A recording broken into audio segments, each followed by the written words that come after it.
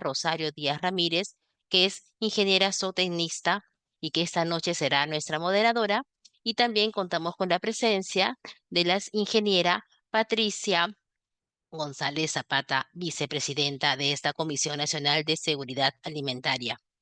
Sin más preámbulos, voy a ceder la palabra a la ingeniera Rosario Díaz Ramírez, a quien le damos la más cordial bienvenida. Ingeniera, ¿podría por favor aperturar su micrófono y su cámara, por favor? Muy buenas noches, querida audiencia. Sin más preámbulo, voy a ceder la palabra a la ingeniera María Eugenia Nieva Musurrieta, quien es la presidenta de la Comisión Nacional de Seguridad Alimentaria y Nutricional en el Perú, de parte del Colegio de Ingenieros del Perú.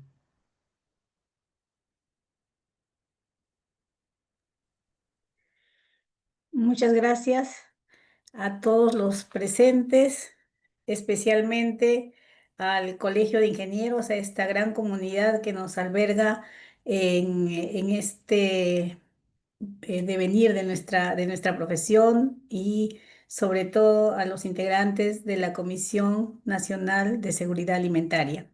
Estamos nosotros eh, conformando esta comisión. Somos ingenieros de distintas especialidades. Si bien es cierto, no todos estamos siempre presentes compartiendo el quehacer diario, porque como bien saben, tenemos colegas que están en Huancavelica, en Puno, Huancayo, y especialmente quiero mencionar a la comisión. Tenemos a la ingeniera Patricia González Zapata, es la vicepresidenta, el ingeniero Alfredo Matos Chamorro, el secretario, y también la conformamos con los ingenieros Carmen Taipe Lucas, Juan Carlos Custodio, Marinela Calcín, Mary Fuertes, Rosario Díaz y la ingeniera Tarsila Tuesta. Tenemos conformado en estos momentos unas subcomisiones que las dirigen cada uno de los miembros. Ellos también están con nosotros. En el transcurso del evento vamos a nombrarlos y agradecerles. Simplemente sí, quería transmitirles ese compromiso que demostramos cada uno en el claro reflejo de nuestro profesionalismo, de nuestra responsabilidad social que caracteriza a todos los ingenieros del Perú. Esperamos seguir contando con su colaboración en futuras iniciativas, en futuros eventos y propuestas de desarrollo para una mejora continua de nuestro país. Nuestro objetivo es convivir en una sociedad donde todos tengamos iguales oportunidades, donde los ingenieros cumplamos ese rol de ser promotores del progreso de nuestro país.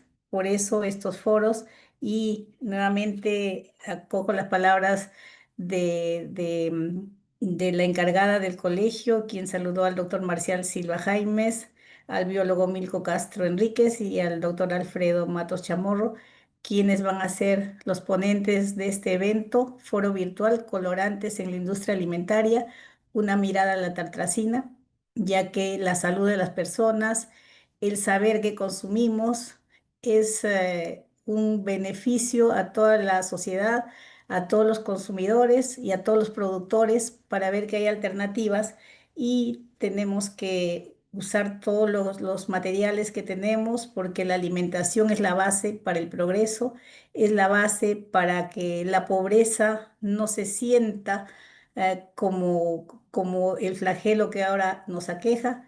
Los alimentos son la base para que una sociedad pueda surgir, y son los alimentos buenos, los alimentos con las características de inocuidad que debemos llevar a todos los consumidores. Así es que es nuevamente nuestro agradecimiento, y vamos a iniciar este evento. Muchas gracias por su presencia a todos los colegas, amigos del Colegio de Ingenieros que están en sintonía con nosotros. Muchas gracias. Gracias, querida ingeniera María Eugenia. A continuación, el día de hoy nos acompaña el doctor Marcial Silva Jaimes, ponente, él es ingeniero en industrias alimentarias, magíster en tecnología de alimentos de la UNAL. Asimismo, es doctor en ciencias de alimentos de la Universidad de Sao Paulo, Brasil. Es docente de la Facultad de Industrias Alimentarias de la Universidad Nacional Agraria, investigador RENACI.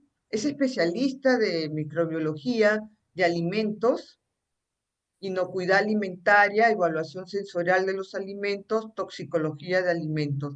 Le damos la cordial bienvenida al doctor Marcial Silva Jaimes. Por favor, prenda su cámara y micrófono.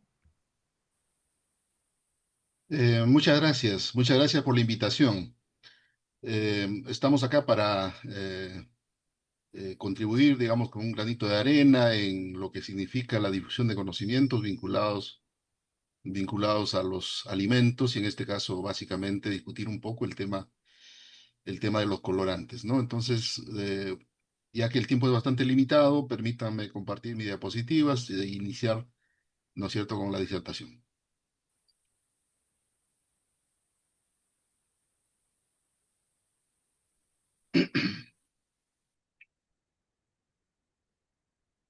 El nombre del evento, Colorantes en la Industria Alimentaria, una mirada a la tartrazina. Pues vamos a ir, digamos, de cosas más generales, ir entrando, digamos, a lo que es eh, la parte polémica, la parte discutible, ¿no es cierto?, de este colorante tan utilizado en la industria alimentaria. En primer lugar, según la FDA, cualquier sustancia química obtenida por síntesis o artificio similar, extraída o derivada con o sin intermediarios del cambio final de la identidad a partir de un vegetal, animal, mineral o microorganismo, habríamos que añadir acá, ¿no es cierto?, serían los colorantes o pigmentos. La FDA hace una diferencia, digamos, entre los colorantes naturales, a los cuales llama pigmentos, y a los colorantes sintéticos, a los cuales simplemente le llama colorantes o lacas, ¿no? Entonces esa distinción es bueno de repente tomarlo en cuenta. Eh, los colorantes más utilizados en el mundo en la actualidad son los colorantes que tienen la estructura azoica, ¿no? Esto representa más o menos el tercio de las ventas mundiales de colorantes. Los colorantes azoicos se caracterizan por tener, digamos, un doble enlace de nitrógeno, que es el responsable de la coloración, ¿no es cierto? Siendo su estructura de mono, di o trío azo, ¿no? O sea, puede tener uno, dos o tres dobles enlaces de esto, ¿no? Y con ellos prácticamente se puede generar toda la gama de colores que se utilizan, digamos, en la industria. No solamente alimentaria, pues la industria de la pintura, la industria textil, en fin, ¿no? Pero también existen colorantes artificiales no azoicos. Estos son también derivados del trifenilmetano, de las ftaleínas, entre otros. Todos ellos tienen la común característica de ser obtenidas a partir de la industria del petróleo, ¿no? Esta es una lista corta de los colorantes azoicos que todavía siguen siendo utilizados. Estos son los códigos que se utilizan. Yo no me voy a pasar acá leyendo cada uno de ellos, simplemente para tener una idea y para ubicar, digamos, el motivo de esta charla. La tartrazina, acá aparece encabezando la lista, que se viene utilizando desde el año 1916. Y este tiene pues un tono amarillo, amarillo anaranjado. Bueno, ¿para qué contar cuentos? Pues ustedes le dan una mirada a la bebida nacional Inca Kola, pues eso está, ¿no es cierto?, con tartrazina. Y ese es el color que tiene, ¿no? Pero se utilizan mil cosas, ¿no? Dulces, helados, salsas, quesos, en fin. Y todo lo demás. Eh, entonces, acá tenemos la base química, ¿no es cierto?, de este colorante, de estos colorantes azoicos. Y acá algunos ejemplos, ¿no? El rojo Alura hace la E129, que se dice acá, ¿no? El rojo 2G, el E128, que tiene esta tonalidad, y ahí también colorante azoico, y la tartrazina, la E102. Hay una cosa bastante interesante que viene ahora de lo que vamos a conversar. Estas estructuras se encuentran sulfonadas, ¿no? Todas ellas se encuentran sulfonadas. La mayor parte, yo diría, todos los colorantes azoicos que se comercializan en la actualidad tienen esta característica. Es decir, para hacerlos más fácil en su movilidad a través de la sangre, se los hace más soluble en agua y de esa manera, pues, o por esa razón, estos grupos sulfonados son importantes. Aunque también se les puede adicionar grupos hidroxilo o grupos carbonilo, ¿no es cierto?, para también la misma finalidad, hacerlos más solubles en agua. Inicialmente no eran así, ¿no? Eran más bien colorantes metilados y colorantes obviamente que no tenían una movilidad importante, ¿no es cierto?, en la sangre y por lo tanto no eran muy solubles en agua, se quedaban retenidos mucho tiempo en el cuerpo y eso generaba, digamos, suspicacias, ¿no? Algunos colorantes no azoicos que tienen también, digamos, su origen en la industria petrolera, serían estas, ¿no? Que son los no azoicos, ¿no? El amarillo de quinoleína y la eritrocina, que también tiene su historia, que ahora pues lo comentaremos también. Em, Me he centrado básicamente en el efecto en la salud, ¿no? Porque se puede abordar, digamos, el tema de los colorantes desde varios puntos de vista. Me he concentrado, digamos, en los colorantes azoicos para ver, digamos, cuál es el efecto en la salud. El efecto sobre la salud, digamos, de los diferentes colorantes que se han utilizado a lo largo de la historia no es nuevo.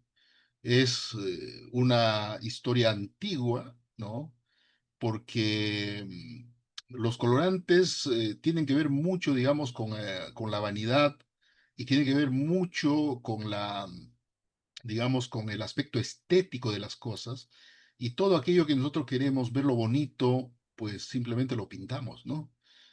Entonces, miren ustedes, estos colorantes que en la antigüedad pues eran extraídas de plantas, de los animales o si no algunas arcillas, ¿no?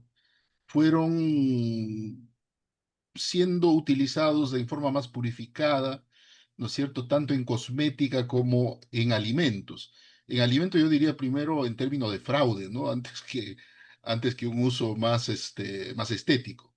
Las mujeres en el Imperio Romano, por ejemplo, utilizaban maquillaje a base de plomo para que sus pieles parecieran un poco más blancas.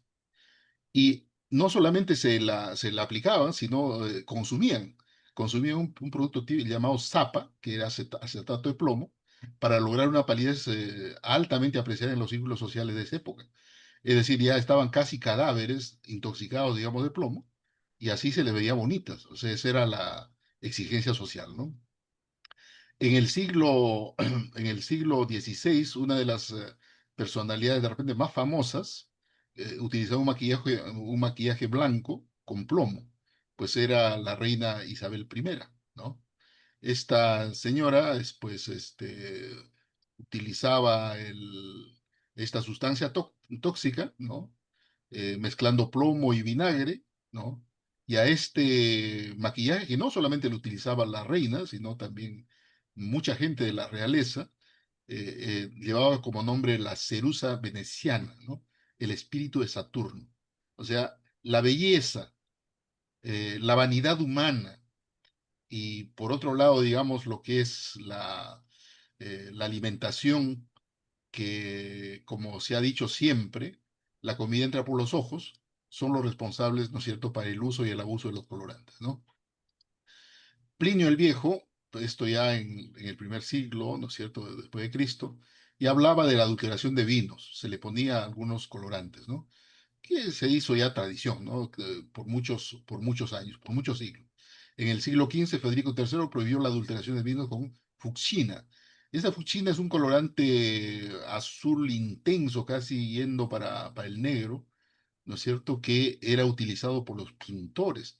No se olviden que los pintores utilizan mucho, digamos, estos colorantes y pues toda la cultura antigua tiene, digamos, eh, una enorme tradición, digamos, en los grandes pintores que nosotros conocemos, ¿no? También había una falta de conocimiento tremendo, pues, en el área toxicológico, ¿no? Y por eso se utilizaba, por ejemplo, el cinnabar, que es sulfuro de mercurio, para colorear quesos y dulces, ¿no? Se utilizaba el minium, ¿no? Que es el tetróxido de plomo, para dar colores rojos intensos, ¿no? Y en 1900, o sea, ya no hace mucho, ¿no? Se usaron colorantes amarillos para disimular el agregado de la leche, es decir, hacerlo ver un poquito más amarillo. Y en la Y, actualidad, los quesos se pintan, digamos, de amarillo, se pintan de rojo, en fin, de muchas cosas. Hay un personaje interesante que es este Friedrich Christian Acum, ¿no? Que en 1820 publicó un libro que se llama Tratado sobre la adulteración de alimentos. Por eso le decía, los colorantes entran primero, digamos, en el tema de la adulteración, antes que en el uso, digamos, más estético, ¿no? Así, por ejemplo, los caramelos de color verde brillante que se vendían en las calles de Londres por los venderos ambulantes eran coloreados con un colorante que se llamaba sap green, un colorante que contiene, ¿no?, un elevado eh, proporción de óxido de cobre. Los pepinos, ¿no?, para darle esa tonalidad media dorada, pues también se pintaban con sulfato de cobre. Los dulces coloreados intensamente con sal de plomo estaban a la orden del día. Y las hojas de vegetales con óxido de cobre eran vendidos como si fuese té, ¿no? Entonces, la obtención del color amarillo del queso Gloucester, que es un queso tradicional en algunas zonas de Inglaterra, eran también, digamos, coloreados con sales de plomo, ¿no? Este libro ¿cómo se llama?, de Friedrich Christian Acum, marca, digamos, los comienzos del interés por la alimentación, por la seguridad alimentaria, si usted quiere, ¿no? Luego ya entrando un poco en los colorantes azoicos, hay que remontarnos un poco al trabajo de Friedrich Leb, ¿no?, Ferdinand Runge, eh, entre 1700, que en 1834 aisló una sustancia a partir del alquitrán de hulla, ¿no?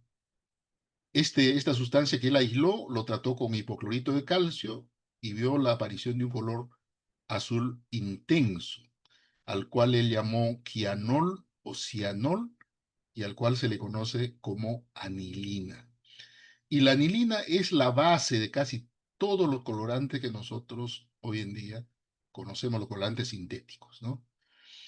En 1857, este señor William Henry Perkin era un muchacho de 18 años, un químico londinense muy joven, que le mandaron sintetizar quinina, ¿no?, este medicamento antipalúdico.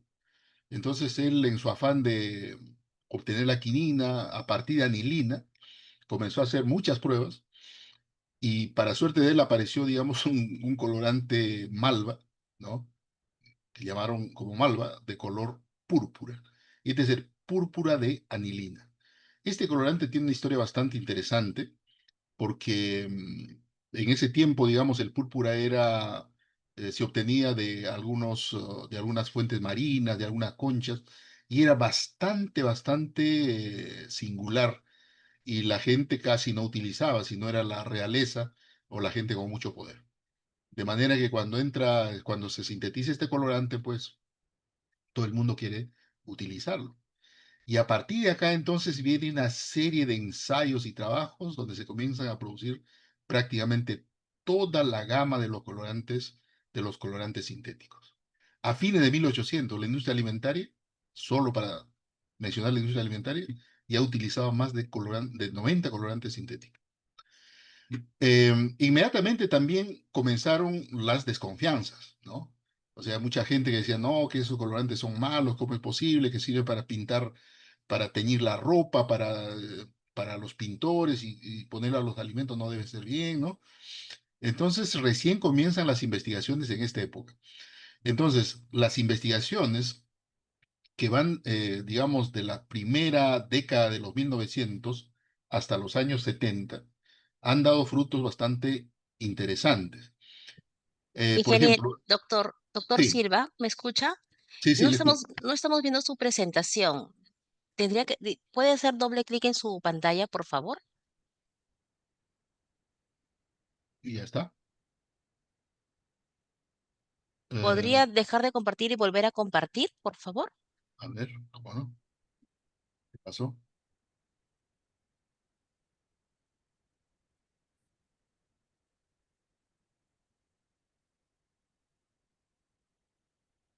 ¿Me vuelve a compartir, ingeniero, doctor? Ajá.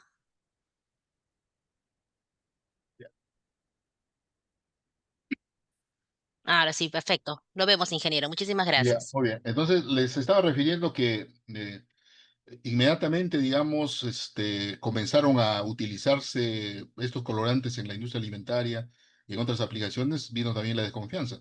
Entonces, muchos comenzaron, digamos, a pensar que acá había algo de malo. Y uno de los primeros que comenzó a hacer sus investigaciones fue Fisher en 1906, ¿no es cierto? Él inyectó en la piel de la oreja de conejos un colorante azoico, el rojo escarlata, este de acá, ¿no? En solución oleosa, porque vean ustedes que estos colorantes son muy poco solubles en agua, están metilados, ¿no?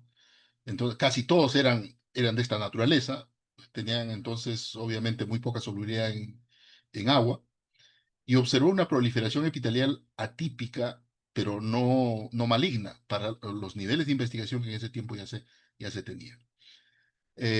Smith en 1924 observó en ratones por vía oral la formación de adenomas hepáticos, algunos tumores de naturaleza cancerígena, y igual efecto, digamos, para este Sudán 3. Vean ustedes que todos los colorantes son bastante parecidos. Este es el rojo escarlata y este es el Sudán 3, ¿no? Entonces, Smith ya encuentra, digamos, que estos dos colorantes tienen el mismo problema. Entonces, los investigadores en ese tiempo comienzan a pensar que el problema es la estructura del colorante, ¿no? Entonces, la estructura de estos colorantes se parecen dentro del esqueleto. Tenemos un compuesto que es la ortoamino nitrotolueno, que es esta de acá, ¿no es cierto? Y este sería, digamos, la fracción que pudiese estar ocasionando, digamos, la aparición de tumores, ¿no? Em, Stoeber y Hayward en 1909 provocaron con el amarillo Sudán, ¿no es cierto? Con este resto, que también es un colorante, los mismos efectos que con el rojo escarlata. Entonces comienzan a haber, digamos, algunos descubrimientos, básicamente, digamos, con este trabajo en bioterio, ¿no? En ratones. Se emprendieron investigaciones buscando la relación entre la estructura molecular y la acción cancerígena. Se descubrió que algunos grupos funcionales como las aminas, ¿no? Eran indispensables para la acción cancerígena, ¿no? Y entonces, desde ese momento vienen nuestros amigos los químicos, ¿no? Todas las tarsilas que aparecen por ahí, ¿no? Comenzar a buscar la solución al problema. Entonces, lo que comienzan a hacer los químicos es eliminar los grupos metilo, ¿no es cierto? Y carboxilarlos o sulfonarlos. ¿Para qué? Para que de esa manera estos colorantes puedan movilizarse más fácilmente en el organismo. Pues los hacen más hidrosolubles, eran eliminados más rápidamente del organismo, las moléculas originales eran liposolubles, por lo que eran retenidos por el organismo por mucho tiempo, ¿no? Y de esa manera se comienza a descubrir que existen algunos colorantes que luego de ser sulfonados, ¿no es cierto? Pues se podría decir que tienen un cierto nivel de inocuidad, ¿no? Es decir, no producen los problemas que producían los otros colorantes. Y así se descubre que el Ponzac2R, el color amapola, el anaranjado 1, el anaranjado 2, el anaranjado G, ¿no es cierto? Son colorantes que no causarían problemas. Pero se estaba pensando únicamente, digamos, en la movilidad en la sangre. O sea, hacerlo más soluble en agua y por lo tanto era más fácil eliminarlo, ¿no? El metil anaranjado, ¿no? El metil anaranjado, derivado sulfonado del amarillo mantequilla, esto de acá, ¿no? Del amarillo mantequilla, lo voy a hablar ahora dentro de poco, estaba desprovisto de efecto cancerígeno en ratas, ¿no? Y entonces esto de acá llenó de entusiasmo a la gente y comenzaron a utilizar estos colorantes. Muchos de estos colorantes con estas características es lo que se ha venido a utilizar hasta nuestros días. La Comisión Mixta de la FAO y la Organización Mundial de Salud autorizó su empleo en una proporción de 1,5 miligramos por kilogramo por día. En el año 70 se demostró que de ella se podía desprender radicales de naturaleza cancerígena. Ya vienen otra, digamos, avanzada en las investigaciones y comienzan a ver, por ejemplo, que en el amaranto, ¿ah? Que este colorante azoico, miren ustedes, no pierdan de vista, que además está sulfonado, pues habría la posibilidad de que se produzcan algunos restos como el naftionato sódico, como la sal sódica, el 1-amino-2-naftol, ¿no? O si no, el 2-naftol 3,6 disulfónico, ¿no es cierto? Sustancias que sí podrían estar vinculados con la aparición de tumores. O sea, una nueva incursión, digamos, en la parte toxicológica. Existe, pues, la posibilidad de transformación metabólica de estos compuestos, ¿no? Se produce la reducción del grupo azoico con la formación de grupos, ¿no?, aminocompuestos, ¿no? Estos compuestos son tóxicos y pueden producir metahemoglobinemia y algunos son de naturaleza cancerígena en animales de experimentación. Para aquellos que están pensando que yo voy a decir que son cancerígenos en el hombre, que no sé cuánto, pues un poco de calma. Hasta ahora no se ha llegado a comprobar, digamos, acción carcinogénica en el hombre. Eso va a ser bastante difícil por la cantidad, por las pequeñas cantidades que nosotros ingerimos, ¿no? Entonces, por esta vía, el fenil nitrobeta-naftol, el Sudán 1, este de acá, usado para colorear de rojo la corteza de algunos quesos, puede tornarse cancerígeno, ¿no? ¿Por qué? Porque está produciendo este resto, ¿no? Igual efecto podría observarse, digamos, en el Ponceo 3R, ¿no? Otro colorante azoico, ¿no es cierto? Por el resto producido la cumidina, ¿no? Para evitar estas transformaciones metabólicas, ¿no? Pues los químicos siempre muy creativos sugirieron que los grupos funcionales básicamente debían ser carboxilos, sulfonados o hidroxilos. O sea, machacaron en lo mismo. Cuando se produzca el desdoblamiento por reducción del grupo azo, pues solo haya una liberación de aminas sulfonadas, carboxiladas o hidroxiladas, que puedan ser de fácil eliminación, ya sea, digamos, a través de la orina, a través de otros mecanismos, leche, sudor o lo que sea. Aún así, con el azul de Tipán se comprobó inducción de cáncer en ratas. Este es el azul de Tipán. Tiene dos grupos sulfonados, ¿no? Se sospecha que este colorante azoico y otros demostrados ser inocuos puedan producir ortotoluidina, esta de acá, ¿no? Demostrado sí como cancerígeno. Pues el uso indiscriminado de los colorantes sintéticos terminó en 1906, ¿no? No la FDA todavía en ese tiempo, pero la Ley de Alimentos y Drogas que Estados Unidos comenzó a aprobar introdujo la supervisión, regulación y permitió el uso solamente de algunos colorantes de composición química conocida y considerados de baja toxicidad, ¿no? En 1912, este investigador alemán, Bernhard Hess, publicó trabajos recomendando su uso en la industria alimentaria, siempre que no causaran daño a la salud. Bueno, y en ese momento, fíjense ustedes, para 1912 ya había 500 compuestos químicos denominados colorantes artificiales, ¿no es cierto?, circulando en la industria. A partir de esta década, de estas fechas, ¿no?, se inicia una tendencia de mayor control. Así, por ejemplo, la tartrazina o el amarillo 5, ¿no?, debería presentar como característica lo siguiente: una pureza en el color de 87%, lo cual quiere decir que se permite, digamos, las impurezas.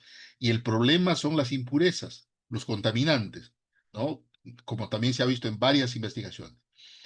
Sales volátiles 13%, insolubles 0,2% y otros pigmentos secundarios 1%, ¿no? Acá vale la pena comentar sobre dos casos, ¿no?, de los colorantes azoicos. Uno, el tema, digamos, de la margarina. A fines del siglo XIX, ¿no es cierto?, las ciudades crecen, la industria existente no es suficiente, ¿no es cierto? Hay poca mantequilla circulando, digamos, en el mercado, se encarece, hay, digamos, mucha demanda, digamos, por mantequilla que proviene de la leche, ¿no? Y entonces, como muy creativo, digamos, los mandamases en ese tiempo, el emperador francés Napoleón III ofreció un premio al sustituto de la mantequilla. Quien gana, digamos, el premio es un señor Hippolyte Méguier-Mourier, no sé, se pronuncia así, ¿no? Y produce la margarina en 1869. ¿Cómo la produce? La produce calentando leche y poniendo grasa de vacuno. O sea, pone bastante grasa de vacuno la leche, lo calienta, lo bate, lo filtra, saca los sólidos, las impurezas, y luego deja que esto se solidifique, y esa era la mantequilla. El único problema era el color, pues el color de esa llamada mantequilla, ¿ah? Era de un color blanco pálido y era poco apetecible. Pero para ese entonces ya existían los colorantes azoicos. Y por ahí ellos encontraron que había uno que se asemejaba muchísimo a la mantequilla, ¿no es cierto? Y ese es el amarillo mantequilla. Esta fue la solución, y entonces reventaron, digamos, el mercado ofreciendo esta mezcla de leche con grasa vacuna, pero pigmentada con amarillo mantequilla, ¿no? A principios de los años 20, el consumo de margarina en Estados Unidos había alcanzado casi 4 libras per cápita, ¿no? Y acá es donde se viene la guerra de las margarinas. Los productores de leche, ¿no?, comienzan a protestar, tanto en Europa como en Estados Unidos, y buscan y presionan a los parlamentos para dar leyes de protección, digamos, eh, a la mantequilla, ¿no? Diciendo además, argumentando que la margarina era pigmentada con un colorante que podía ser tóxico, peligroso para la salud, pero no había absolutamente ninguna evidencia. A esta época se le conoce, a este incidente se le conoce como la guerra de la margarina. ¿Por qué? Porque era un enfrentamiento, digamos, entre los productores de la margarina, ¿no es cierto?, con este amarillo mantequilla, ¿no es cierto?, y los productores de la mantequilla. Se dan algunas leyes, pero como todos, como siempre, el Estado es complaciente. Lo que hizo es poner algunas reglas, ¿no?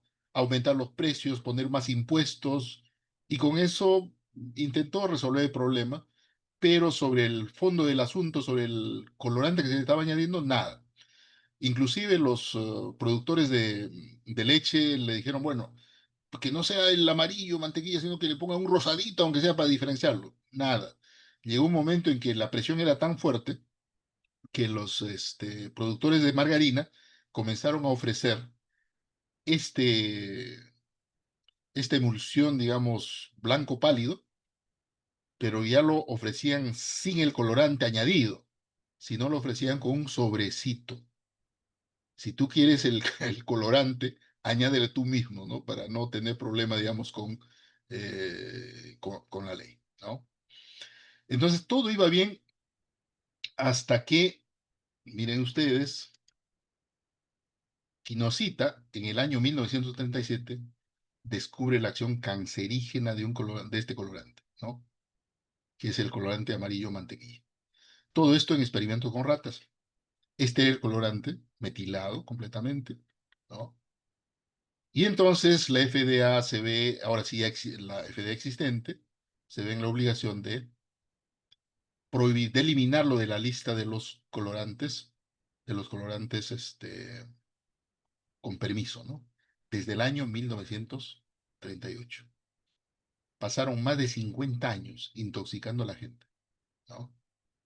Y aún, digamos, por este trabajo de Ginosita, que fue básicamente en ratas, pues había la sensibilidad, ¿no?, de los gobernantes, cosa que al parecer no existe en la actualidad, ¿no es cierto?, para prohibir, digamos, este amarillo mantequilla, uno de los primeros colorantes azoicos que fue prohibido. Y el otro caso es el caso del rojo número 3, o la eritrocina, recientemente, digamos, prohibido por la FDA, ¿no? El 15 de enero del 25, la FDA emitió una orden para revocar la autorización de este rojo número 3, ¿no es cierto?, o la eritrocina. Y dándole plazo, digamos, a los fabricantes que lo utilizan hasta el 15 de enero del 2027 para los alimentos, ¿no? ¿Y en qué se basa? Esto se basa, bien, miren ustedes, en algo muy sencillo.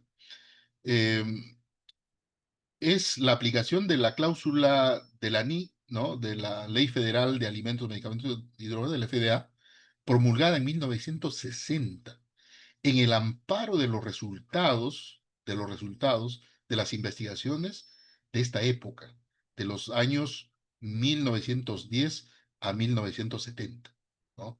Entonces, en ese tiempo ya, digamos, con el experimento, además con la experiencia del amarillo mantequilla, había mucho más susceptibilidad, la gente comenzó, digamos, a protestar más, ¿no es cierto? Y entonces se obliga, digamos, al Estado a incluir, digamos, una enmienda sobre aditivos alimentarios, donde se dice que se prohíbe que la FDA autorice un aditivo alimentario colorante si se ha demostrado que induce cáncer en humanos, lo cual es bien difícil de comprobar. Y entonces acá ponen o animales.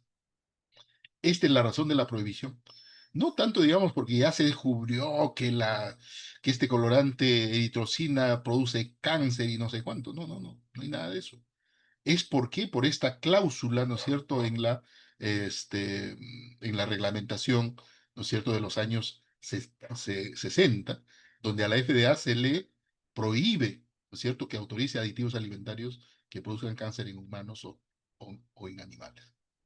Bajo esta misma lógica, probablemente muchos de estos compuestos en la actualidad deberían ser prohibidos. ¿Ok? Y este es, ¿no es cierto? Este no es un colorante azoico, ¿no? Este es un colorante igual derivado de la industria del petróleo, ¿no es cierto? Ampliamente utilizado, ¿no es cierto?, en la industria alimentaria. Y bueno, en el Perú, como siempre, hemos tomado esto por el lado del FDA, ¿no? Si el FDA lo dice, entonces hay que prohibirlo también acá, ¿no? Pero no hay más, digamos, respuesta, ¿no? Algunos datos recientes, más recientes ya, digamos, sobre los colorantes azoicos. Eh, pues se suele suponer que los colorantes azoicos, solos o combinados, ya les he dicho que los colorantes azoicos que se obtienen de la industria del petróleo pueden traer muchos contaminantes, pero también se utiliza combinándolos con otros colorantes y además se utiliza combinándolo con otros aditivos.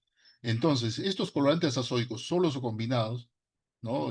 Combinados con otros aditivos y sus impurezas, pues han sido documentados ampliamente que provocan alergias, urticaria, rinitis, congestión nasal, broncoconstricción, reacción anafilactoide, respuestas eosinofilácticas, purpúrea, ¿no? O sea, los moretones, tumores renales, tumores tiroideos, esto básicamente en animales, daño cromosómico, dolor abdominal, vómitos, indigestión, y más últimamente se viene prestándole mucha atención a este déficit de atención e hiperactividad del TDAH y la hiperactividad.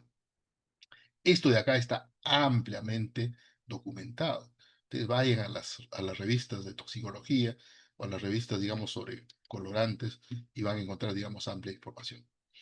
La combinación de los colorantes rojo aliura, ¿no es cierto? El amaranto, el amarillo atardecer, el ponceado 4R y la tartrazina pueden causar urticaria crónica o angioedema en pacientes. 5 miligramos de tartrazina causan intolerancia en un niño, con síntomas como ceguera doble, edema facial, urticaria, dolor abdominal e hipotensión leve. Claro que esta proporción, pues, no lo va a tomar un niño, digamos, en una sola, salvo, digamos, que esté exagerando, digamos, en el consumo de algunos alimentos. En combinación con el benzoato de sodio, en la dieta pueden causar hiperactividad en niños. Se está estudiando muchísimo esa parte. Y esto de la hiperactividad en Estados Unidos es un problema.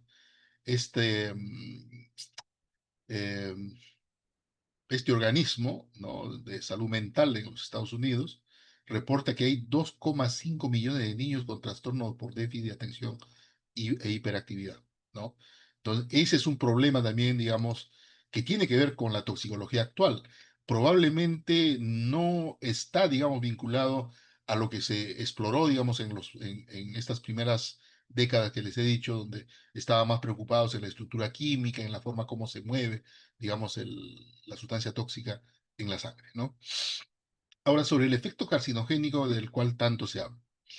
Se ha informado que los colorantes azoicos sufren activación e inducen daño en el ADN, tanto in vivo como in vitro. Cuando se habla in vivo, básicamente hay que decir que es en ratas y ratones. In vitro, bueno, algunos test que se trabajan, digamos, con salmonelas mutantes, ¿no? O con otras células animales, ¿no? donde se puede observar, digamos, este efecto. Ahora, se han identificado dos mecanismos diferentes, ¿no es cierto?, por la cual, digamos, estos compuestos pueden sufrir activación microbiana. Y una cosa nueva, ¿no es cierto?, que no se le está prestando mucha atención, porque nos hemos concentrado mucho en el colorante y no, digamos, en el organismo, es la participación microbiana, ¿no? Y luego la ya consabida activación enzimática de nuestro propio cuerpo. Y estos mecanismos pueden afectar la absorción y la excreción del producto alimenticio que contiene los colorantes, ¿no?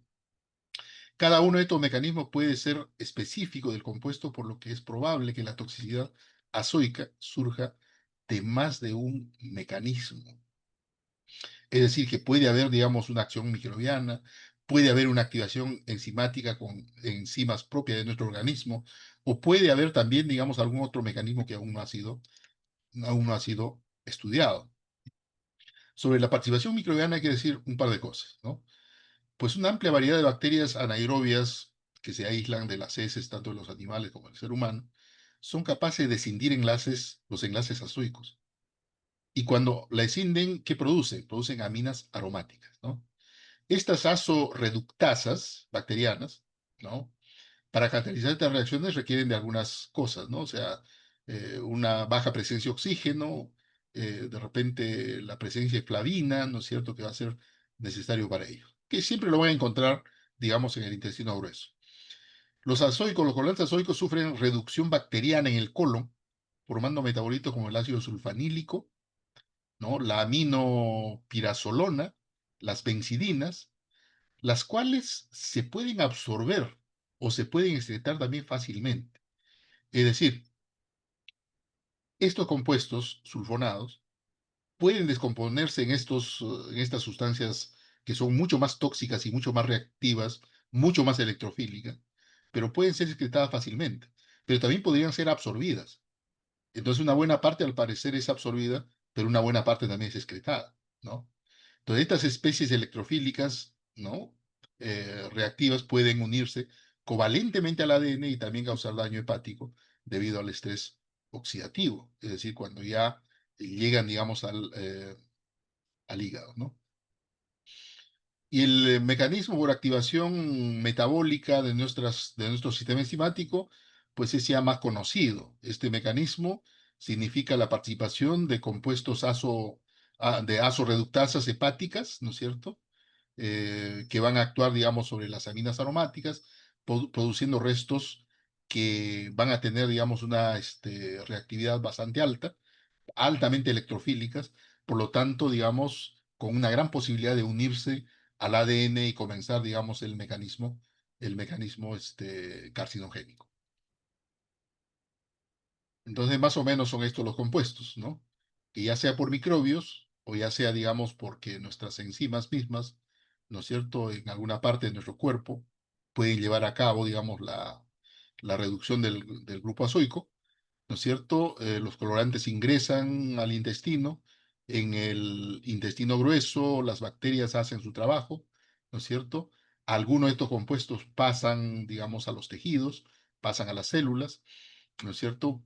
Ya sea, digamos, los compuestos que han sido ya reducidos, o también el propio colorante puede pasar, ¿no es cierto? Y acá en nuestras células, ¿no es cierto?, se produce la activación metabólica, generando, digamos, residuos muy electrofílicos que pueden dar inicio, digamos, a una acción carcinogénica. Estos pueden ir almacenándose, ¿no es cierto?, en los tejidos, ¿no? O también podrían ser excretados, ¿no? Por eso es que muchos dicen, no, voy, pero si entran 100 colorantes y salen 99, está saliendo la totalidad, ¿no? ¿Cuál es el problema? ¿Y qué hay del 1%? Y además, digamos, no es tanto, digamos, el hecho de que los colorantes ingresen y salgan, sino lo que hacen en el camino, es lo que hacen, digamos, a lo largo de su recorrido. Y entonces muchos de estos compuestos terminarán, digamos, impactando, ya sea a nivel molecular, a nivel celular, a nivel orgánico, ¿no? Y entonces el inicio de la carcinogénesis se da cuando estos compuestos electrofílicos comienzan a interactuar con el ADN de las células, ¿no? Entonces, esa es, digamos, una célula anómala que va a dar origen, digamos, a la aparición carcinogénica.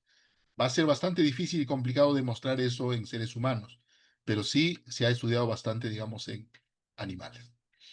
Y solo para completar ya, eh, lo que acabo de comentar es básicamente sobre los colorantes azoicos en general y sobre los colorantes artificiales en general. Pero ¿qué hay de la tartrazina? He revisado algunos papers de los últimos años. Y pues ahí hay que tomar más bien, digamos, los papers ya prácticamente, digamos, al azar, ¿no? Porque hay tanta cantidad de información sobre esto que ya no amerita, digamos, seguir discutiendo más el asunto, ¿no? Este colorante E102, amarillo limón, sumamente estable al pH y al abuso de la temperatura, es el cuarto colorante más comúnmente utilizado en diferentes productos alimenticios: refrescos, papas fritas, saborizadas, helados, mermeladas, salsas, jaleas, chicles, productos farmacéuticos, cosméticos y textiles. Es decir, es un colorante ciertamente que se ha metido al gusto y preferencia de la gente. Entonces, si nosotros miramos algunos papers, este es un paper del año 25, ¿no? Estudia, digamos, ratas que son tratadas con dosis altas de tartrazina y carmoicina, otro colorante azoico, ¿no? Donde ellos encuentran que hay varios indicadores graves de toxicidad, ¿no es cierto?, que incluye la muerte de algunos animales, ¿no? Los signos y síntomas de toxicidad observados fueron pigmentación de la piel, ojos, heces, orina, cola y extremidades, sedación, dificultad respiratoria, coma y muerte en algunos casos. Además, también se observaron hemorragia nasal, babeo, pérdida de apetito, confusión y fatiga. Estos signos de toxicidad observados deben vigilarse incluso, digamos, en organismos pequeños, en niños, por ejemplo, ¿no?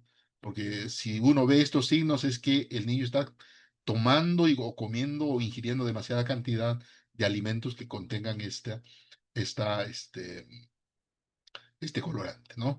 Ahora, si nosotros hacemos caso, digamos, a la FDA, digamos, y es la enmienda que yo les hacía referencia, ¿no? Pues estos tendrían que ser ya, digamos, prohibidos, ¿no?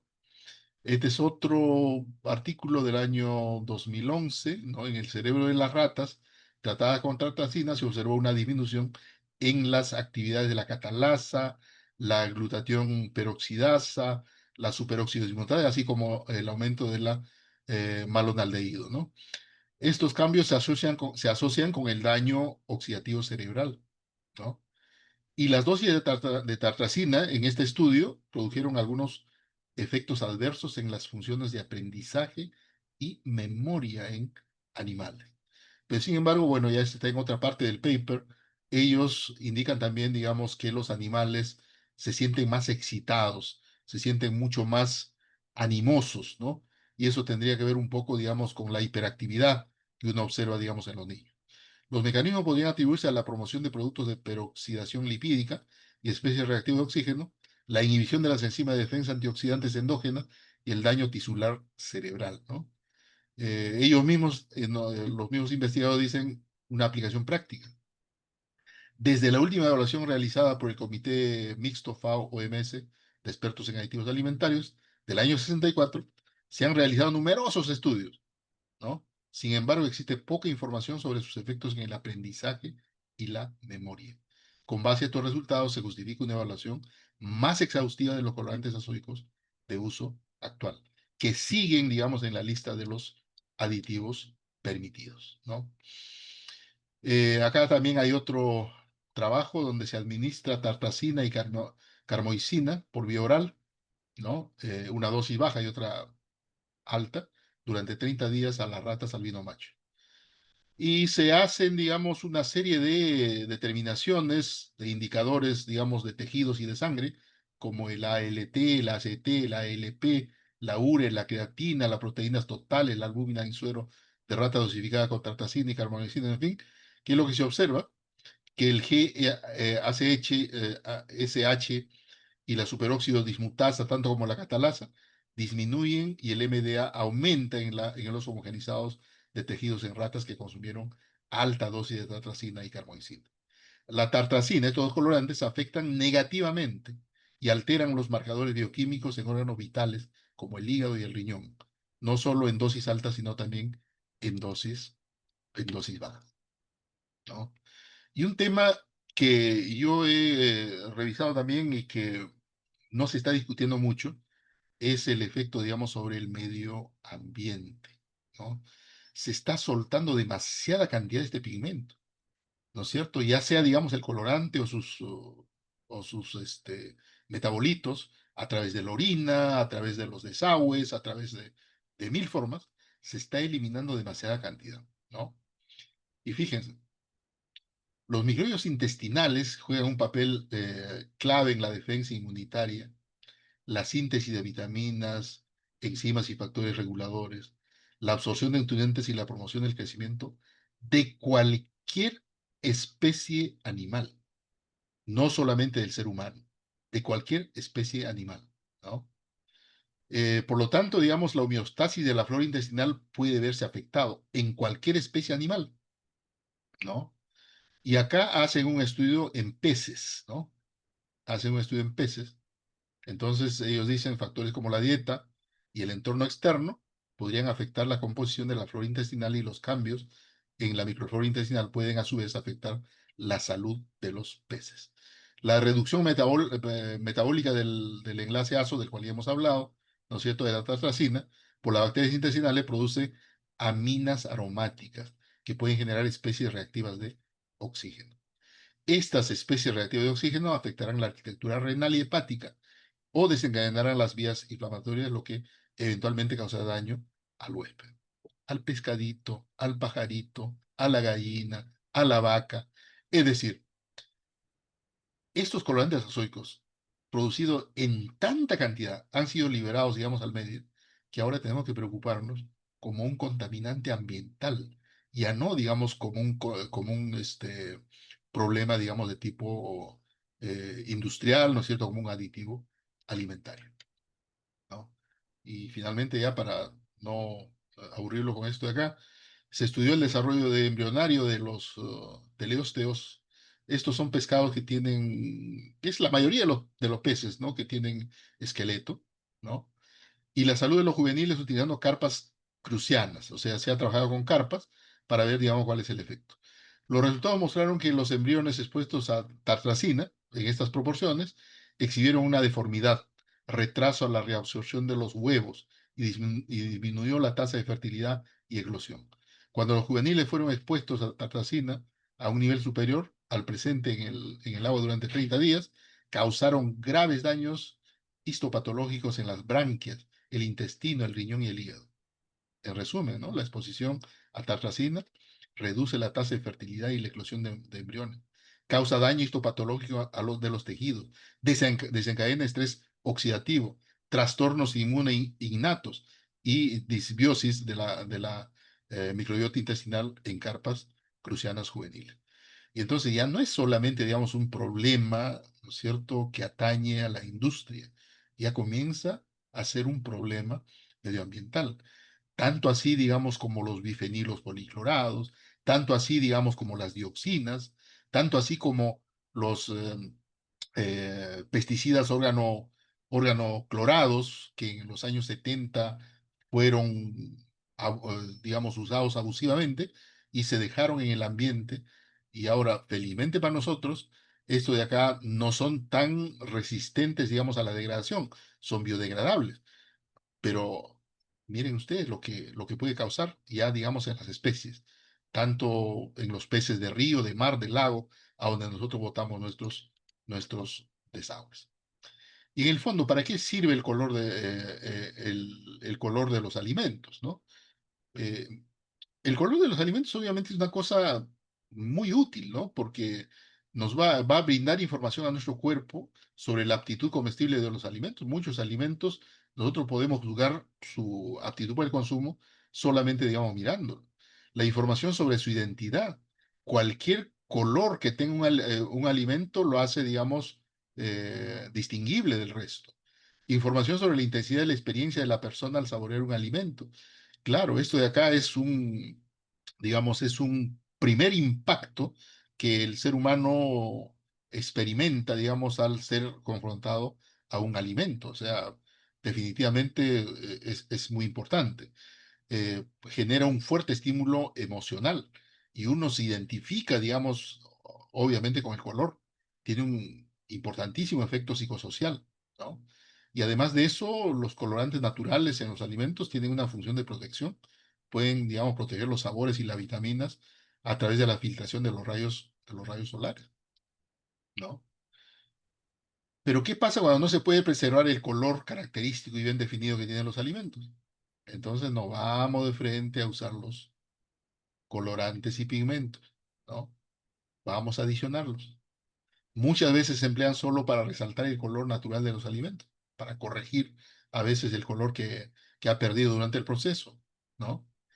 Y por ahí nos faltan pues los malos manipuladores de alimento que utilizan, ¿no es cierto?, los colorantes como un elemento de fraude alimentario, ¿no? Ahora, se adiciona a los alimentos de 1856, yo les hacía referencia a Henry Perkin, este muchacho de 18 años, ¿no es cierto?, que queriendo sintetizar la quinina, pues descubrió el púrpura, y a partir de ahí comenzó toda esta lógica, ¿no? Y su adición no representa ninguna ventaja tecnológica, fisiológica ni nutricional. Es decir, si yo adiciono estos pigmentos a un alimento, no hay ninguna ventaja tecnológica, ¿no?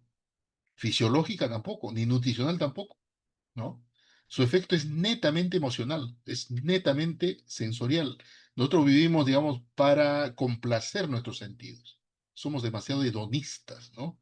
Entonces, un individuo como el ser humano lo que va a hacer es vivir para complacer, digamos, sus sentidos sensoriales, ¿no? En el fondo, la verdadera motivación también es la ganancia, ¿no? Pues claro, a partir de esta necesidad, ¿no es cierto?, de generar emoción, pues ya vienen, digamos, también los que legalmente, digamos, ¿no? Los empresarios, la industria, que quiere ganarse alguito, pues, ¿no? Entonces va a utilizar esta característica tan importante del ser humano, que vive, digamos, para vanagloriar sus sentidos, ¿no es cierto? Dándole colorantes que lo emocionen, ¿no? Pues esto de acá, pues se está limitando, digamos, también con lo ético, ¿no?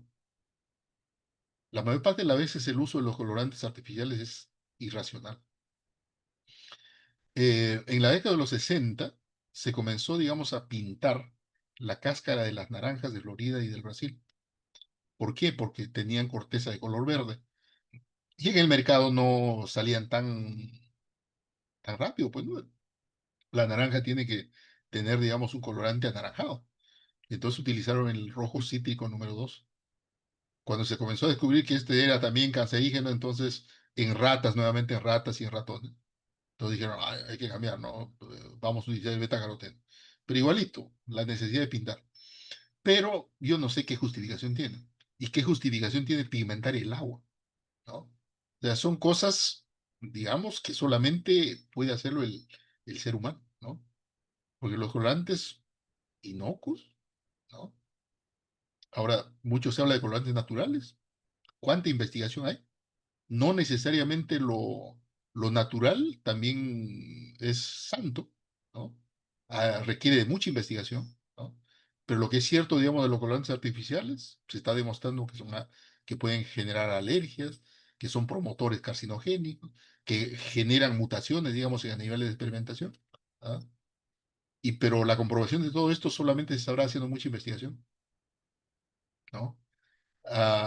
El efecto sobre la población de alto riesgo, niños, mujeres embarazadas, ancianos, desnutridos y enfermos, no se sabe mucho, ¿no? No se sabe casi nada.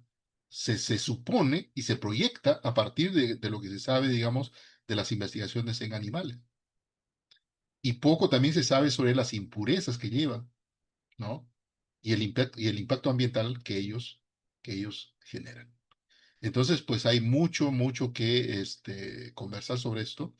Había preparado algunas diapositivas también para colorantes naturales, pero veo que hay ponentes que seguramente lo van a desarrollar bastante bien. Con esto, pues estaría terminando y este es, digamos, simplemente una comparación entre lo que son colorantes artificiales y naturales. ¿Por qué se utilizan los artificiales en la industria? Porque ofrecen una amplia gama de colores brillantes, ¿no? Son muy económicos, son más estables frente a las condiciones de procesamiento, no dependen de materias primas de temporada, pero pueden tener posibles efectos negativos en la salud. Este pero es de repente lo poquito, ¿no es cierto? Pero que para el tema de la inocuidad resulta, digamos, lo más importante, ¿no? A pesar de que son sometidos a regulaciones estrictas, pues ahí tenemos, digamos, mucho que conversar. Los colorantes naturales son más seguros, por supuesto. El problema es que tampoco se ha investigado mucho de ellos. Aportan beneficios nutricionales, como en el caso del betacaroteno y la riboflavina, pero tienen mayor costo y menor estabilidad frente a condiciones extremas de procesamiento, ¿no? Si no, también sería mucho más fácil, pues, utilizar estos colorantes naturales, que los tenemos de origen animal, de origen vegetal y de origen microbiano.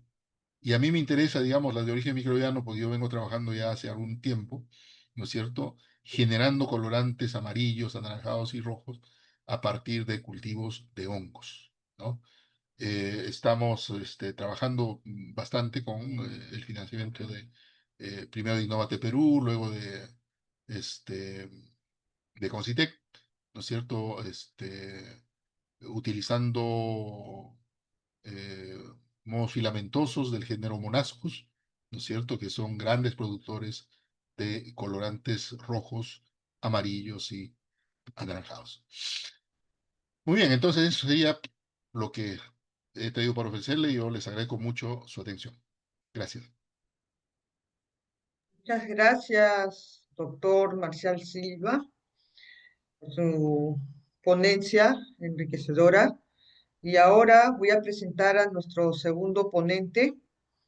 Él es el biólogo Milko Castro Enríquez, graduado de la Universidad Nacional de San Agustín, Arequipa, especialista de aplicaciones Biocon Colors, es jefe de investigación y desarrollo de la empresa Biocon del Perú SAB. Le damos la bienvenida al biólogo Milko Castro Enríquez. Por favor, encienda su micrófono y su cámara. Gracias.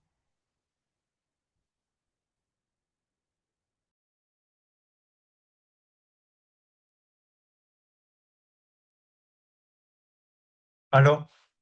¿Sí me escuchan? Sí, se escucha. Perfecto. ¿Aló? ¿Cómo están? Buenas. Antes de comenzar, quisiera agradecer a la comisión que estuvo encargada de este foro. Quiero agradecer por la invitación. Y justo esto sucede en un tiempo en el que yo estaba trabajando ahí en la empresa y una colega mía, llamada Laura Piscoya, me hizo mención de que se iba a hacer este foro. Entonces yo estoy encantado de estar presente acá. Y bueno, a manera de una anécdota, yo quisiera comenzar contándoles algo que empezó el año 2002, cuando llego acá a Lima. En el mercado había un ingrediente que se usaba para la panificación, conocido como bromato de potasio.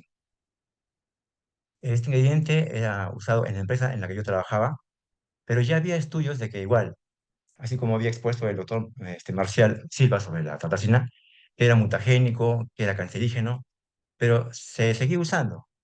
Entonces, no sé si pasó un año o 2 años, salió una ley en la que ya se prohibió el uso de esto. Entonces, eso me da pie para hablar acerca de la tartrazina. Como comentó el doctor Silva, es un colorante que tiene más que pros, muchas contras. Me refiero al pro respecto al tema del color, y lo que son las contras es en el sentido de lo que provoca. Se habla de alergias, se habla de hiperactividad, se habla de posiblemente cancerígeno. Entonces, es por eso que nosotros, como Bicon Colors, estamos presentes en este mercado para ser una pauta o ser una alternativa para que nuestra alimentación sea sana, tanto para nuestros niños como todos en general. Comenzamos. En esta presentación, no sé si pueden ver al costado, hay una molécula. Esta molécula justo corresponde a la tartazina.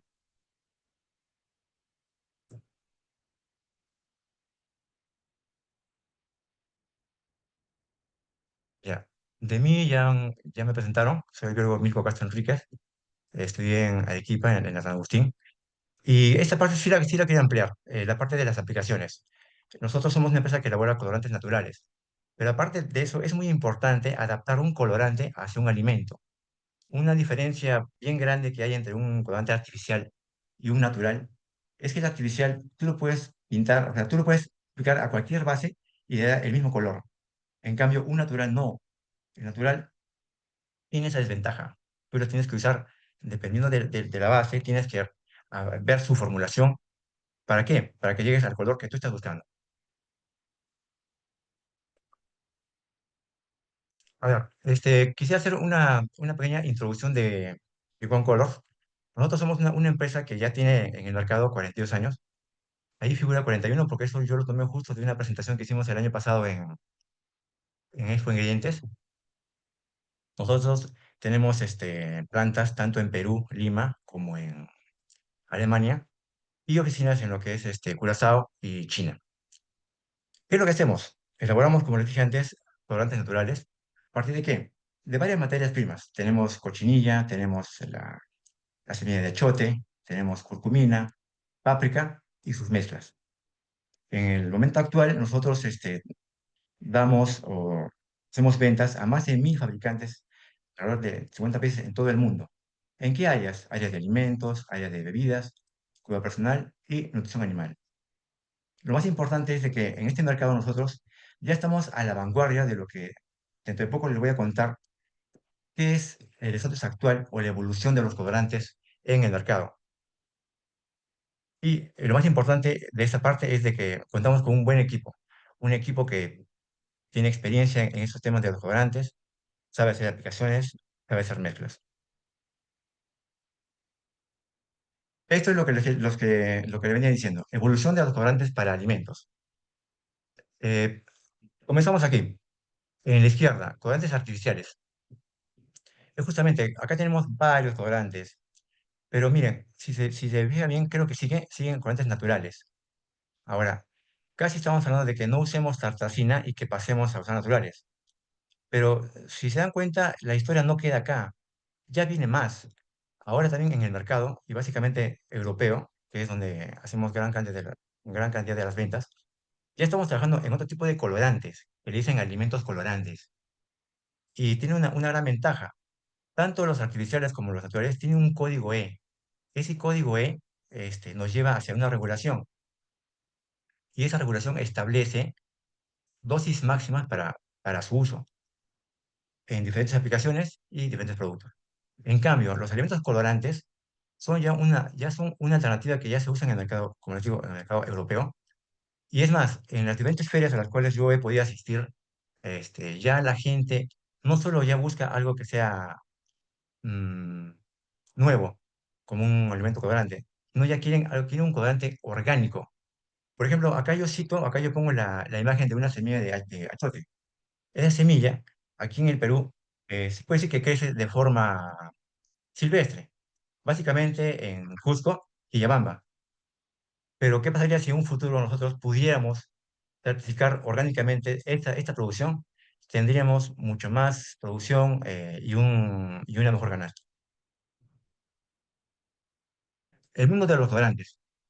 En esta parte quiero explicarles en forma general por qué se diferencian los colorantes artificiales, naturales y el alimento colorante.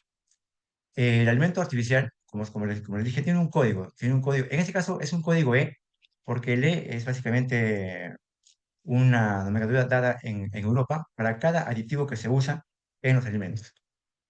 Tiene como características que son muy concentrados. Aquí, como es un pigmento puro, es químico, no hay una selección de un pigmento en específico. ¿Tiene problemas? Sí, las alergias e hiperactividad. Por ejemplo, tenemos a la tartrazina con su código E102, el rojo 40 con su código LE129. Ahora vamos al colorante natural, o en inglés Natural Color. También tiene un código E. Pero ¿qué pasa? Este colorante se extrae de forma controlada. Se usa a partir o se extrae a partir de materias primas naturales.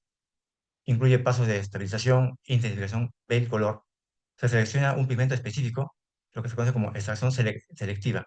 Es decir, yo, por ejemplo, cuando agarro yo la semilla de achote, voy a sacar yo solamente un pigmento que es el que necesito, que es vicina o norvicina. Por eso que yo les menciono que es algo más específico. Ahora, ¿qué es el elemento colorante? Conocido como el Cohen Food o el Cohen Food Staff, tiene la peculiaridad que no lleva un código E. ¿Por qué? Porque básicamente es una fuente natural de un colorante que sin usar muchos procedimientos aporta color. Es por eso que no lleva código E.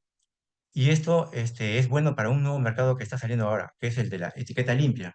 Es decir, tú cuando tú cuando elaboras un producto como lo que puede ser un dulce, tienes que detallar en la parte de atrás todo lo que es su composición.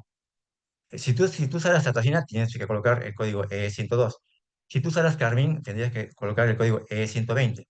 Pero si tú salas para colorearlo un alimento colorante, no lo declaras. Solamente tienes que colocar extracto de la planta o la fuente del cual estás usándolo.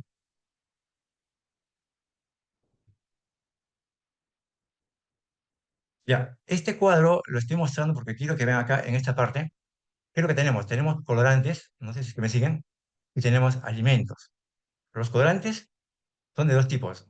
O sea, extraen de fuentes naturales o son sintéticos, químicamente. Ahora, los naturales son natural propiamente dicho o natural derivado. Por ejemplo, si yo tengo la clorofila, es natural. Pero si yo a esa clorofila le agrego cobre y le agrego sodio, cambia a una clorofilina. Entonces, es un colorante natural derivado, no es puro.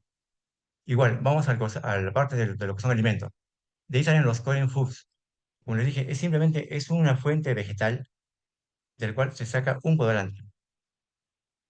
Y hacia el lado derecho vemos lo que son los químicos, que son de dos tipos, los artificiales y los idénticos al natural. O sea, es el caso, por ejemplo, del betacaroteno. Tenemos uno que se extrae de forma natural de la zanahoria y también tenemos otro que se elabora sintéticamente. O sea, da el mismo color, pero no es de fuente natural, es hecho químicamente. En esta parte quiero que vean lo que les comenté antes. Por ejemplo, si yo uso como una materia prima la curcumina o la cúrcuma, tengo que pasar por una serie de pasos para recién llegar a la curcumina, que es el pigmento. Eso implica que, por ejemplo, se usan solventes, como por ejemplo se usa acetona, se usa etileno, hexano. ¿Para qué? Para que después de estos pasos obtenga este pigmento. ¿Ya? Ahora, en el siguiente, es un diagrama para el safflower. El safflower es un codon food. Es más simple. ¿Por qué? Porque, por ejemplo, agarramos los pétalos del safflower, los juntamos con agua, los remojamos, hacemos una mezcla, lo filtramos, se concentra, se liofiliza y tienes el colorante. Entonces, puedes ver que el paso anterior implica la intervención de muchos procesos químicos y uso de solventes. En este caso, no, simplemente es agua. Si yo te preguntara cuál es más sano o cuál tiene menos carga, este o este, sería este, ¿cierto? Y es por eso que acá pongo el logo de etiqueta limpia, porque son colorantes que aportan color, pero que no tienen carga química. ¿Por qué? Porque pasan por procesos físicos nada más. En cambio, en el anterior, pasan por procesos químicos. A continuación, tartacina. Tiene varios nombres en español, en inglés y químicamente. No los vamos a repetir porque ya el doctor Marcial ya nos habló de estos nombres. Igual, en el mercado, como se menciona, tenemos varios productos, incluso bandera, que llevan este colorante, tartacina, ¿no? Como lo que pueden ver ahí en la foto. Y para la Unión Europea, por ejemplo, se conoce como el aditivo E102. Para Estados Unidos es el FDIC amarillo 5. Y en Perú le decimos el ZIN 102. Este ZIN viene de una nomenclatura que es del Códex Alimentarios. Demanda cambiante. Eh, y esto quiero mencionarlo, ¿por qué? Porque el año pasado, sí, el año pasado en California salió una ley que es específica, prohibía el uso de colorantes artificiales para desayunos escolares. O sea, es algo puntual. ¿Por qué? Porque se había demostrado de que provocaba, uno, hiperactividad y otro era trastornos de déficit de la atención. Entonces, esos 6 colorantes que se habían prohibido, de los cuales está la lactacina, Son, por ejemplo, el rojo 40, el amarillo 5, el amarillo 6, el azul 1 o azul brillante, el azul 2 o la indicotina, el verde 3 y el amarillo 6. Pero ojo, es específico, como yo les menciono, es específico para este punto, es alimentos, bebidas y refrigerios en cafeterías escolares. ¿Esto cuándo se va a aplicar? Recién se va a aplicar a partir del 1 de enero del año 2028.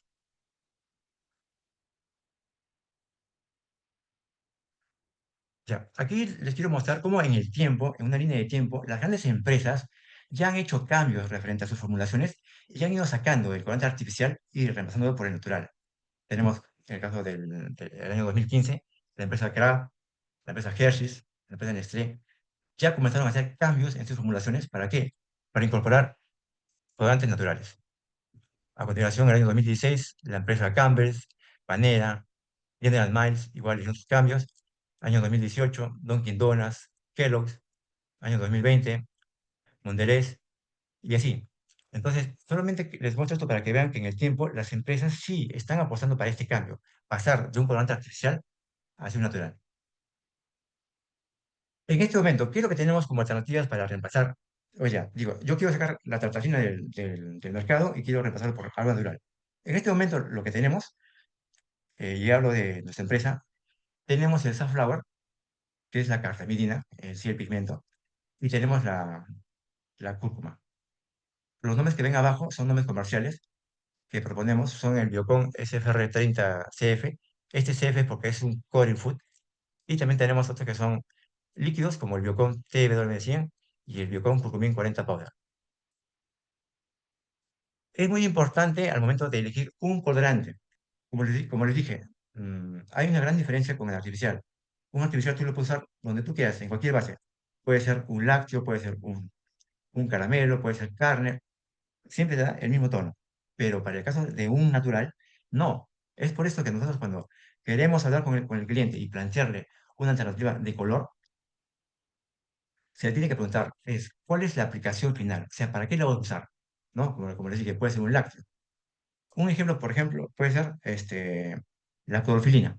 Si tú usas clorofilina en agua, es un color verde intenso. Pero si tú usas clorofilina en lácteo, el verde no explota, es un verde pálido. Siguiente, ¿qué color estás buscando? Ahora, si quisiera un amarillo, yo le puedo plantear alternativas como la cúrcuma, como el flower. Si él quisiera un color rojo, podría plantearle de repente un carmín o un red radish, dependiendo del tipo de producto o del tipo de aplicación. Después, deseo que el cliente nos dé información sobre el proceso. ¿Por qué? Porque hay colorantes que son sensibles a la luz, son sensibles a ciertos parámetros como el pH, como de repente composiciones de la misma formulación. Se ha dado casos en los que, por ejemplo, en bebidas isotónicas enriquecidas, uno de esos ingredientes hizo complejo con el colorante y lo precipitó. Por eso es importante de parte nuestra saber este tipo de información por parte del cliente. Después, ¿a qué tipo de mercado va a dirigir el producto? De repente el cliente quiere un producto que es para veganos, entonces jamás le voy a sugerir un carmín porque es derivado de un insecto. De repente me dice que es un mercado infantil. Ya, si es un mercado infantil, como por ejemplo puede ser gomitas, le puedo ofrecer una variedad de colorantes que son estables a pH ácidos. Después, como último punto, es muy importante el tipo de empaque. ¿Por qué? Porque yo les mencioné hace poco como reemplazo para la tartracina en alimentos, sería la curcumina. Pero la curcumina es un colorante que soporta temperatura, eh, cambios de pH, poder igual, pero si tú los pones a la luz, te pierde el color. Entonces, si un cliente quisiera una aplicación de color amarillo, o perdón, quiere un color amarillo para su aplicación, y me dice que va a estar envasado en un frasco transparente, no le voy a sugerir curcumina. ¿Por qué? Porque con la luz se degrada. Lo que en este caso yo le podría sugerir es que use Softflower, que sí soporta la luz. En esta parte ya quiero comenzar a mostrarles parte de las aplicaciones que hemos hecho para reemplazar la tartacina. Por ejemplo, es específico, en este caso es para un muffin. Quisiera que se fijen más en la imagen que está en el lado izquierdo. El nombre comercial es BCL1. En este caso es un betacaroteno líquido. Miren cómo sale un color amarillo intenso. sin necesidad de usar un artificial. En el siguiente, este es para gelatinas. Como saben, cualquiera que haya hecho un estudio de mercado, todas las gelatinas en el Perú, de la marca que fuere, para su piña, tiene tartacina. En este caso hicimos unas pruebas usando curcumina. ¿Por qué? Ustedes dirán, ¿por qué curcumina, amigos? Si la curcumina tú dices que se sensible a la luz. Porque la curcumina, perdón, porque la curcumina en este caso, perdón, porque la gelatina en este caso se prepara en el momento. Tú no vas a tener la curcumina días expuesta, ¿cierto? Entonces, por eso lo hemos planteado como una alternativa para los de sabor piña. En la siguiente vemos una imagen también específica para la gelatina, donde miren, no hay mucha diferencia usando safflower respecto a la tartufina. Tienen una coloración similar. También tenemos una para confitería, grajeas. Fíjense en la que está aquí, en la parte amarilla. Curcumina. En este caso, este cliente protege, estos son unos dulces recubiertos con azúcar y con colorante, los cuales van protegidos en una cajita de empaque aluminizado, lo que hace que lo proteja de la luz.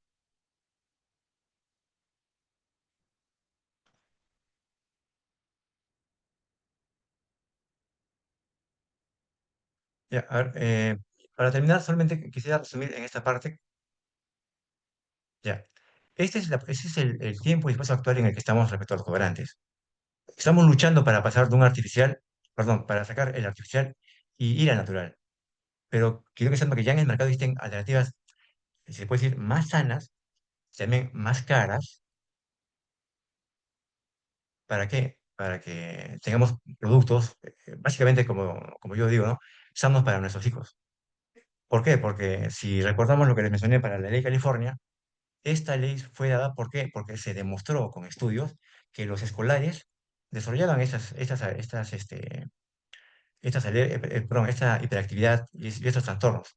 Entonces, en el caso nuestro, yo he podido revisar que Digesa sacó un comunicado donde solamente lo que está exigiendo es que, o dando de tiempo, es que hasta el próximo año las empresas declaren si usan tartafina en el empaque, tartafina y entre paréntesis 7,5 miligramos por kilogramo de peso al día. Pero no hay un cambio profundo.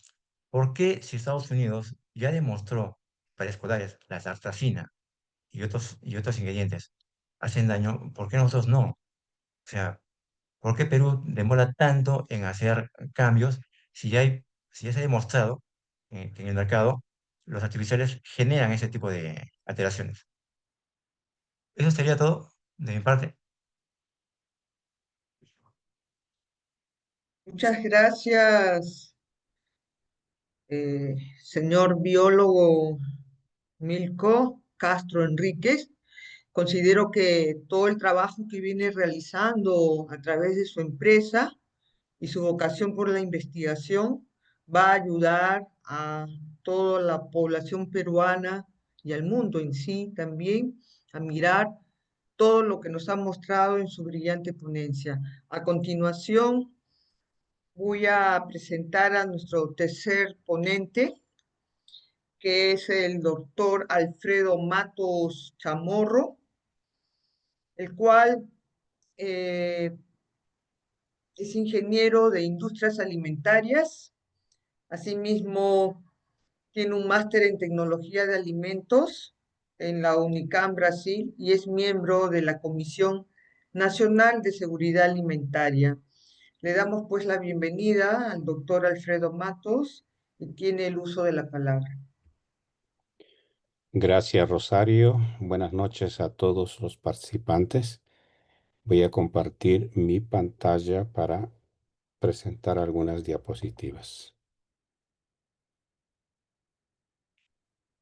Bien, me han encargado presentar el documento técnico que la comisión ha ido elaborando a razón de algunas declaraciones que aparecieron en nuestro medio. De aquí a poco vamos a comentar eso. Y el título del documento que se ha preelaborado es Colorante tartrazina, características, uso y consideraciones de seguridad. Este es el documento técnico que está siendo entregado para que pueda, como una posición de la Comisión y también del Consejo Nacional. La tartracina, ya lo han explicado, ¿no? Es un derivado del alquitrán de bulla, ¿no? Es un que ha sido diazotado con ácido clorhídrico y nitrito sódico. Lo que hace que la tartracina sea un colorante bastante usado es sus características, propiedades. Es un polvo brillante, soluble en agua y estable en ácidos. Y esa estabilidad es lo que llama la atención. Es bastante utilizado en alimentos procesados y ultraprocesados. El término de ultraprocesados generó un poco de confusión y aquí voy a aclarar un poco. NOVA es un grupo de investigadores de la Universidad de Sao Paulo que hace una clasificación de alimentos según el grado de procesamiento. Entonces tenemos los alimentos sin modificaciones, son mínimamente procesados. Tenemos los alimentos elaborados como ingredientes culinarios procesados, ¿no? Como en el caso de alimentos aislados o extraídos, ¿no? Como el caso de la sal, azúcar, aceite, grasa, harina, arroz blanco, pasta, hortalizas. Y tenemos el tercer grupo que se llaman alimentos procesados. Estos alimentos procesados mantienen su estructura, mantienen la integridad en lo posible, ¿no? O son trabajados con una menor mezcla. Entonces ahí tenemos queso, pan, pescado enlatado, nueces enlatadas, frutas en conserva, panes integrales, etc. Y tenemos el cuarto grupo de alimentos que son los ultraprocesados. Los ultraprocesados que invaden mucho, que están mucho en el mercado, es una mezcla de formulaciones industriales, ¿no? Con múltiples ingredientes. Están los panes de cereales refinados o llamados los panes industriales, los platos listos para el consumo, cereales instantáneos, galletas, golosinas, bebidas azucaradas, salsa de tomate, margarina, mayonesa, patatas fritas, sopas, confitería, helados, chocolate, fórmulas infantiles, snacks de todo tipo, dulces, grasos o salados. Los alimentos ultraprocesados son productos elaborados a partir de formulaciones de varios ingredientes que incluyen altos contenidos de azúcar, sal, aceites y grasas, aromatizantes, colorantes, edulcorantes, emulsionantes y otros aditivos. Cada vez que ustedes consuman una galleta de snack, fíjense en las etiquetas. Van a ver la cantidad de ingredientes que tiene. Así que aclarado el asunto de los ultraprocesados, pasamos a lo que nos corresponde. En el Perú, a la regulación de la tartracina se dio con el comunicado de DIGESA en el año del comunicado 06-2025.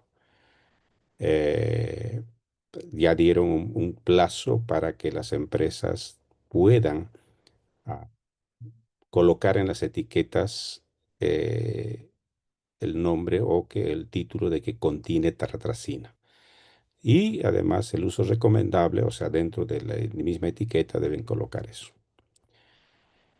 Apareció una ley que está circulando de la ley 11790, donde eh, intenta contradecir o intenta mejorar tal vez, eh, y dentro de esa ley dice evitar su consumo, evitar el consumo de la tartracina.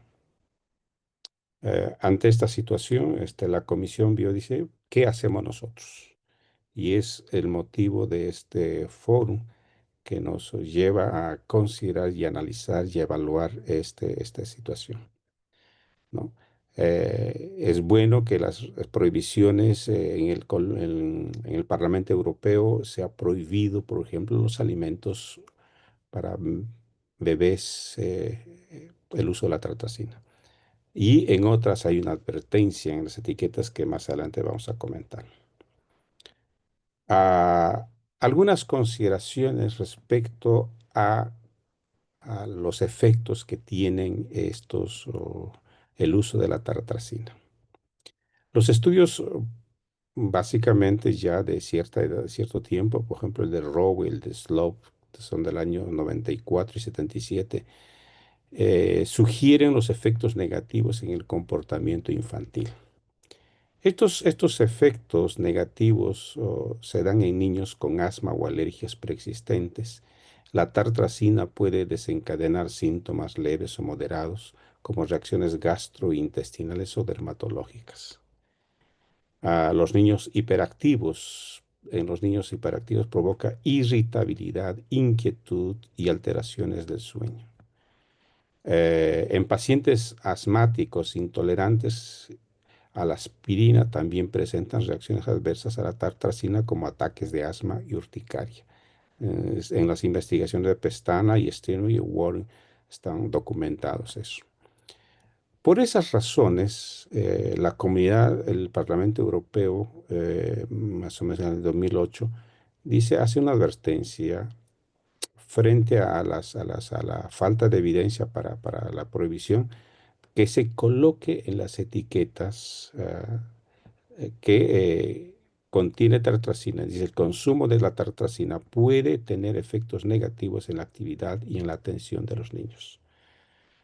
Entonces, hay mucha discusión con respecto al uso de la tartracina, así como lo hemos visto por los ponentes anteriores, ¿no? Sin embargo, hay el efecto educativo que se debe tener en las etiquetas.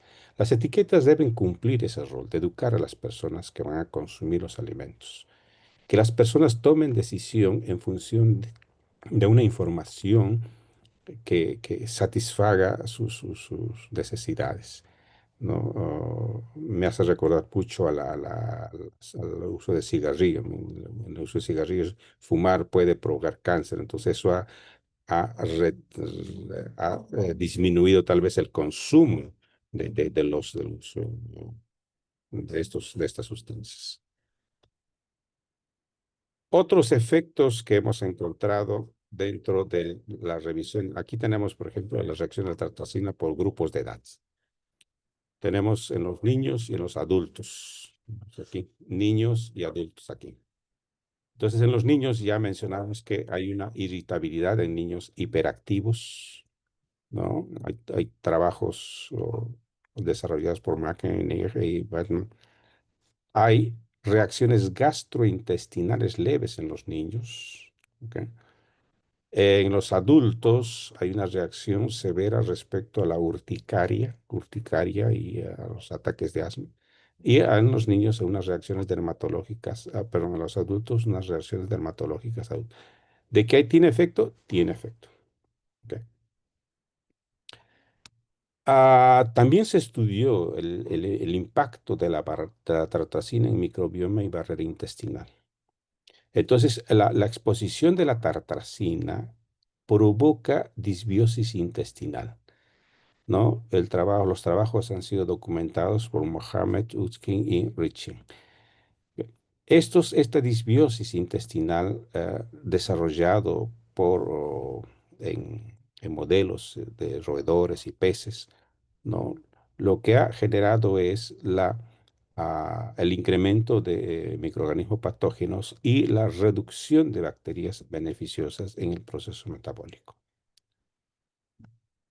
Igualmente se ha encontrado que hay un daño en la barrera intestinal, ¿no? Hay una traslocación de bacteriana por esta permeabilidad que causa la tartracina, ¿no? En los humanos la permeabilidad está atribuida al efecto del gluten, por ejemplo, especialmente la gliadina, ¿no? En el caso de los animales, pues genera ese mismo tipo de permeabilidad, ¿no? Y hay una invasión, una translocación bacteriana en ellos. Entonces, así como comentó el doctor Silva, hay situaciones que no solamente nos preocupamos, o no solamente no es el efecto en los seres humanos, sino también en los animales, ¿no? Del medio ambiente. Finalmente tenemos este asunto. ¿Es la tartrazina genotóxica? Es decir, ¿produce cáncer?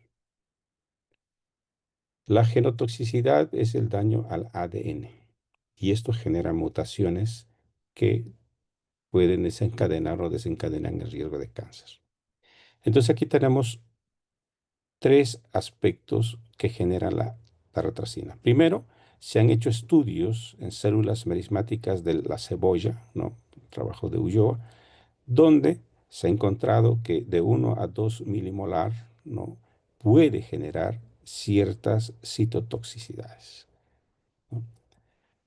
De la misma manera, genotoxicidad no está clara en algunos estudios, daña el ADN en líneas celulares humanas, y también hay un aumento en daño de ADN en las líneas celulares humanas. Aquí, recientes estudios han han generado esa evidencia. Mecanismos epigenéticos, la modulación de la metiltransferasa y la histona desacetiladas, ¿no? Regulan la expresión de genes modificando la estructura del ADN. Estas sufren cierta modificación, ¿no? Que alteran los genes supresores de tumores y ciclo celular. Si son alterados estas enzimas, por lo tanto, se van a generar tumores en el ciclo celular de los animales que fueron estudiados. La conclusión a la que llegan estos estudios generalmente dice, no se prueba la carcinogenicidad en humanos, pero se justifica precaución, ¿no? Y más investigación, especialmente en exposiciones crónicas. Entonces hay cierta ah, preocupación, sí, y tampoco se puede decir que causa eso, pero sí hay una preocupación respecto al uso de este colorante. La mayoría de estos han sido evidenciados en animales in vitro y en vivo, animales y células, como el caso de Allium cepa, la cebolla. Las conclusiones a las que llega el grupo es: la evidencia científica revisada ha mostrado un riesgo potencial para la salud de consumidores, con mayor efecto en infantes y niños. En algunos países, como los latinoamericanos, se ha optado por un etiquetado obligatorio que indique la presencia de tartrazina. La sola indicación de la tartrazina creo que no ayuda mucho a la educación de ellos. De aquí a poco vamos a comentar ese asunto. La preocupación principal en la salud pública radica en la ingesta derivada del consumo simultáneo de múltiples productos que contienen la tartrazina, como bebidas, gelatinas, snacks, sopas, entre otros. Por consiguiente, el consumo excesivo de estos productos representa un potencial riesgo para la salud. ¿Se imaginan ustedes una fiesta